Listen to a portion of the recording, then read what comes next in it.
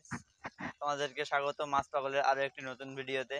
আজ মূলত ভিডিওর টপিক হচ্ছে যে আমার ডিমের পুকুরে আমি কি খাবার ইউজ করি সেটা আপনাদের সঙ্গে শেয়ার করব।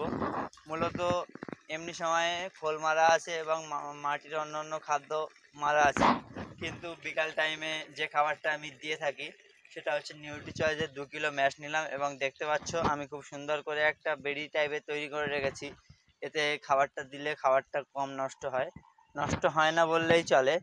তো আপনারা যারা চাষি ভাই আছেন তারা এরকম করে একটা বেড়ি তৈরি করে রাখবেন। এবং আমি উপর দিয়ে দেখতে পাচ্ছেন একটা দড়ি দেওয়া আছে, এখানে ম্যাশটা দিয়ে ওপার থেকে দড়িটা টানলে দেখতে পাচ্ছ অলরেডি মাছ চলে এসেছে গন্ধ পেয়ে। মাছগুলো দেখতে পাচ্ছ ভাসছে, অলরেডি গন্ধ পেয়ে মাছ চলে এসছে। ওপার থেকে দড়িটা টান দেবো, দিয়ে মাছ যখন খাবে তখন ফের আপনাদেরকে টেনে দেখাবো যে মাছ কেমন খাচ্ছে, মাছগুলো সুস্থ আছে কি না। তো দেখতে থাকো। আমি দড়িটা 10 মিনিট হয়ে গেছে, 10 মিনিট পর আমি আপনাদেরকে টেনে দেখাবো যে কতটা মাছ আছে। মাছটা পালাচ্ছে,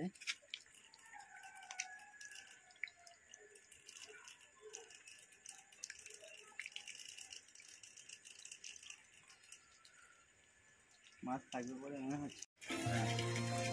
মাছগুলো পুরোপুরি ওটা মারার পর পুরোপুরি রোগমুক্ত হয়ে গেছে এবং মাছগুলো আমি ধরে চেক করলাম যে ঠিক আছে কিনা, খাচ্ছে কিনা মাছগুলো। এবং মাছগুলো এখন রিলিজ করে দেবো। দেখতে পাচ্ছ অল্প পরিমাণে মাছ উঠেছে, অনেকগুলো ভাব পালিয়ে গিয়েছে।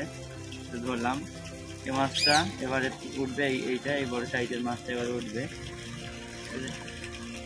আর ছোটোগুলো আছে রুই মাছ, বড়টা আছে মিরকেল মাছ, আর তার থেকেও ছোটোগুলো কাতলা মাছ আছে।